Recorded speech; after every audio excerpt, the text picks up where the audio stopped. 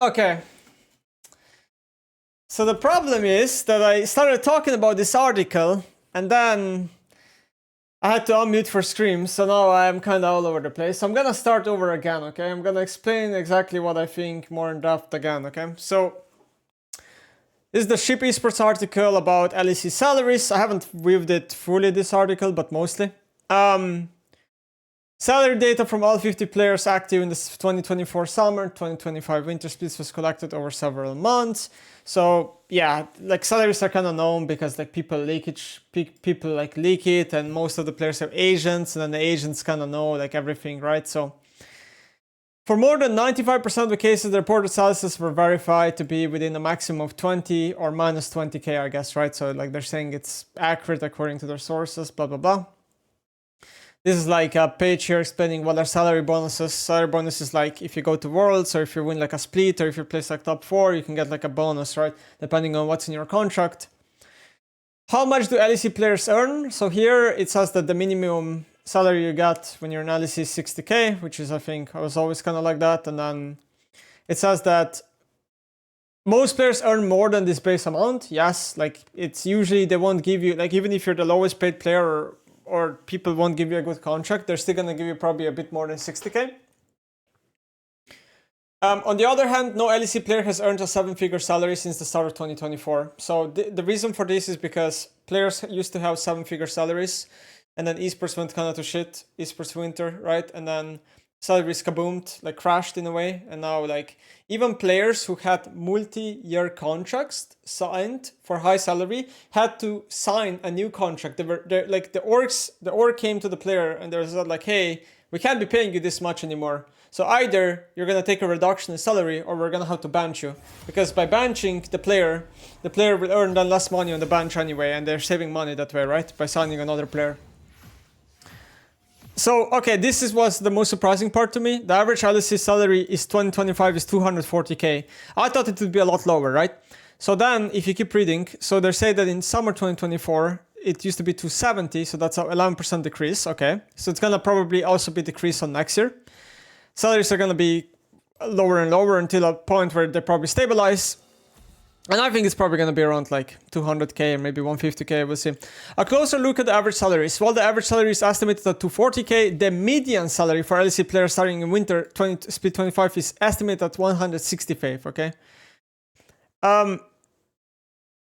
So basically this means that like the reason why it's 240k is because it's driven up by small number of top tier earners, okay? That's kind of like the thing. So the average salary is technically not 240k, it's like lower than that, is what they're trying to say. For vast majority of players, which is exactly what the feeling I had was. Rookie players entering in LEC 2025 earn 115k annually. Yeah. Basically, if you're a rookie and you join an LEC, they will always scam you because the reasoning they're gonna use is like you're a rookie, you have no experience for taking a risk on you. You have to be paid low amounts, even if you're good, right? And then even if you like, let's say play a year or two, they're not gonna increase their salary because they're not going to increase your salary because you still have a contract with them, right? And then once you, and if they do increase your salary and your contract becomes too big, they're going to basically try to sell you / replace you. Here it is common for teams to offer multi-year contracts with incremental annual salaries increases. So I refuse to sign multi-year contracts because they're a scam. They're a scam unless you want to just secure a paycheck, basically. No good player, in my opinion, should ever be signing a multi-year contract because they do not work in favor of the player. They only work in favor of the org. But based on how, like, based on how do I say it? Like, based on how, like, the meta evolved, okay, when it comes to, like, LEC and stuff. At this point, everybody signs multi-year contracts because it's the norm, okay? But it shouldn't be the norm. And I never wanted to sign multi-year contracts because I know they're a complete scam. The only way they're not a scam is if you just scam the org while having way too big of a contract, then you're just cashing out, which all the players did. So it depends, right? Like what your goal is. If your goal is to cash out and you have the opportunity to get a multi-year contract, you should take it because then you're achieving your goal. If your goal is to win and be competitive and, you know, potentially win worlds or whatever, you should not be signing multi-year contracts because they work against you. In vast majority of cases. Average 2024, average 2025, median 2025, average rookie 2025, average Korean 2025, average new deal 2025. So okay, these salaries are kind of weak because you have to understand 50% goes to tax as well. So it's like, you know, that's the first thing. And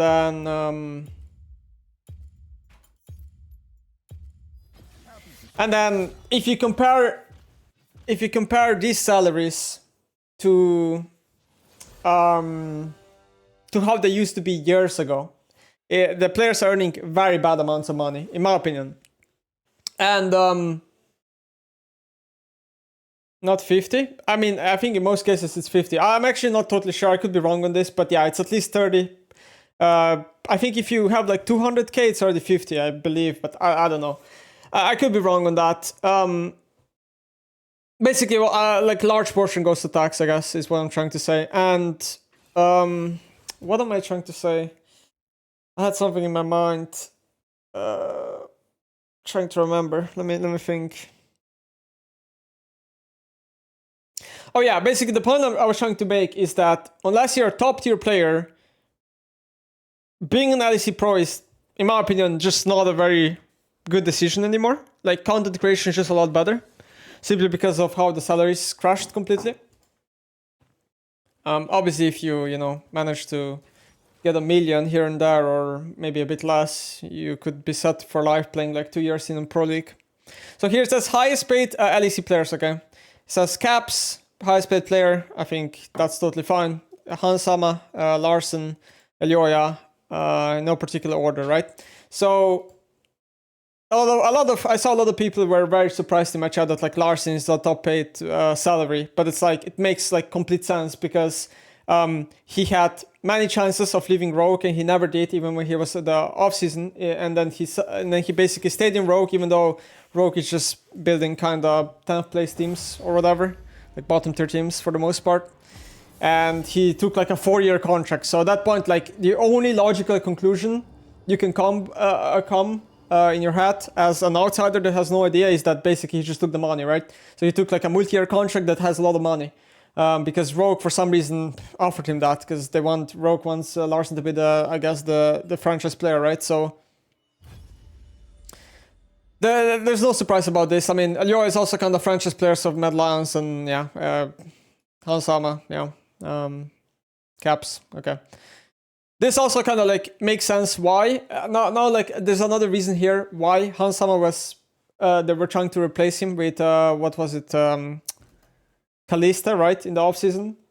People were following that, like, they were trying to like do the swap where they get Kalista and they give them Hansama. The thing is like, then Hansama would cost a lot, KC, but like G2 would just get like, you know, a good player that costs like a lot less. Which roles earn the most? Mid lane role stands out the highest paid position LEC. No surprise there. That's kind of universally true, even in LCK. That's also true and stuff, but no surprise there, because we also in the past we had a lot of like players like Perks who took high salaries, and I think some other ones as well. So it kind of makes sense why mid lane would be. And I would assume support is probably the lowest. I don't know. Oh yeah, it is. Support role continues to be the lowest paid position. Yeah, that's gonna always be the case. You know, I remember vividly back in the day where TSM signed Sword Art, and then TSM was like, hey guys, we know what we're doing. Support is actually a more important role, and it's gonna, you know, support is gonna become one of the most important roles. And then like the trend didn't even stick. Support is still the lowest paid position role, which is going to stay like that probably the entire time. Average top lane, average jungle, average mid lane, average bot lane, average support, and you see like the minuses as well. So most of the minuses, I guess, dropped on support. Most of the reduction and top lane as well, I guess. I mean, it makes sense, I guess. Like, let me think, like, what even changed in top lane? I guess you just have a lot of like these new rookies, I guess, coming in that cost very little. And I guess like Odoamne would be a player that would probably cost a lot, and he's not there anymore, right? Maybe I'm missing someone else. which team spends the most? Success in LEC often comes with financial investment, and G2 currently leads as the highest spending team in the league. Fnatic and Movistar Koi complete the top 3 spenders. The offseason saw significant shifts with Team Heretics, SK and Giantex reducing their budgets substantially.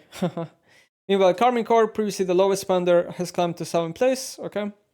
Rogue and Team Vitality budgets are almost identical, making it challenging to definitively rank one higher than the other. Okay, in a similar vein, Heretics, SK Gaming fall down 5%. +4. I think this is like how they climb up positions. So Heretics is just spending no fucking money. They're probably paying close to minimum salary on all their players, right? Because they're all just... I mean, most of them, I guess. Maybe Jungle not. I don't know about Jungle, but Mid is for sure probably low pay. Top is low pay. Actually, ADC is probably not. Support is low pay, probably. That's what I'm assuming. I don't know anything, by the way. Alright, this is just how I'm assuming it in my mind. And, okay.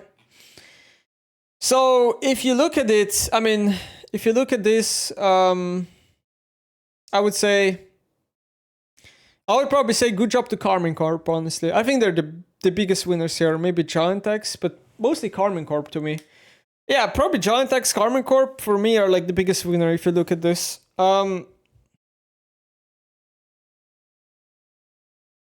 average annual budget for an LEC team is approximately 1.2 million. Team expenses can extend far beyond player salaries, including cost of staff, infrastructure, housing. Yeah, so even though it says 1.2 million, which you might think is a lot, this money quickly drains away. What is this? Top and bottom spenders in LEC? Bottom 7 LEC spenders 55%. Top 3 spenders 45%.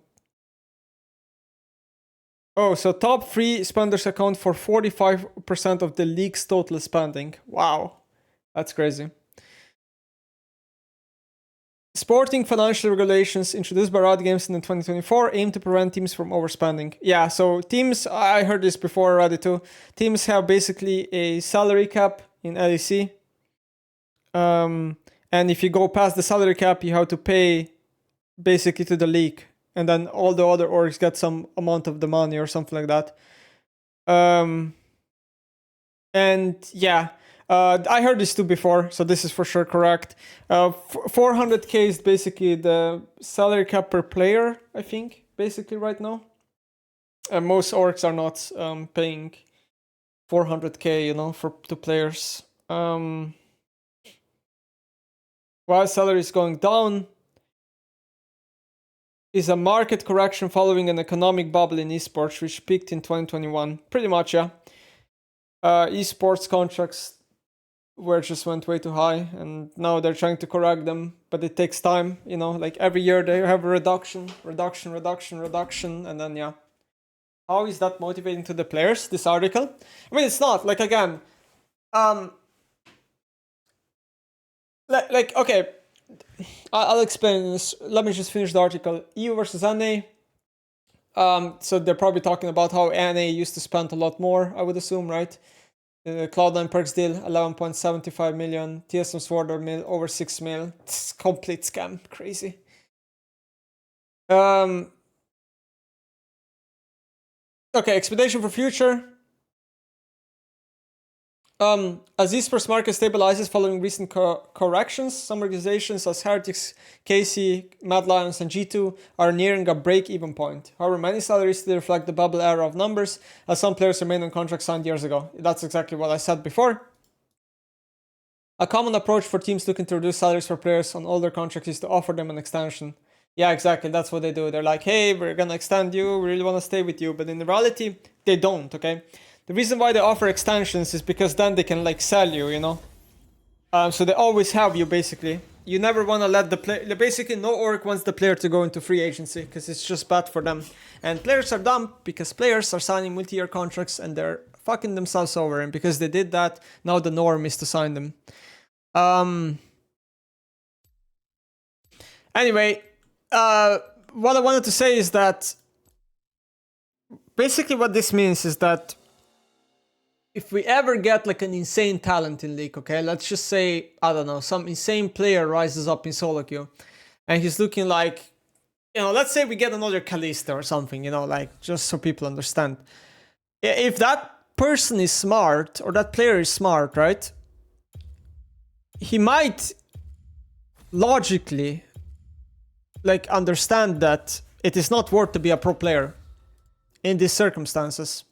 And we might like that's like the biggest worry that I have, is that like some good player comes, like a new generation, and you know, he's supposed to just become an insane player, but he might just understand that it is not worth to be a pro player. And then he just like, because this was already been happening for the last 2-3 years. I know so many players that I think were really good, and they just decided to be either shimmers or just continued studies and did some blah blah blah on the side. That's kind of the biggest worry I have, is that it is just not worth to be a pro player. Why is it not worth getting 300k a year? You don't just get 300k a year, guy, in chat. If that was the case, everyone would be a pro player. Does everyone have what it takes to be a shimmer over a pro player? Well, I'm not only talking like shimming is the only other alternative option, right? Like maybe they're just gonna do something else in life. Maybe they're just gonna become something else. Then playing pro is what I'm trying to say.